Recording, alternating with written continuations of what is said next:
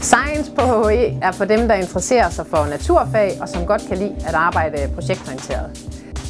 Som underviser på HHE, der elsker jeg bare den der imødekommenhed, der er mellem lærer og elev, og de relationer, man kan binde her, ved at vi kender hinanden på så mange forskellige måder. Nok ser jeg den her nede til Science, men jeg ser altså også eleverne rundt omkring på gangene og får en lidt mere personlig snak. Og på den måde så sker der bare noget med læringen, at det hele det går op i en højere enhed, fordi vi har den her gode relation, som ligesom er rammen omkring at lære. Du skal vælge Science på HHE, fordi at det er et fag, hvor man faktisk kan udføre noget i praksis, og det hele det ikke bliver på skolebænken.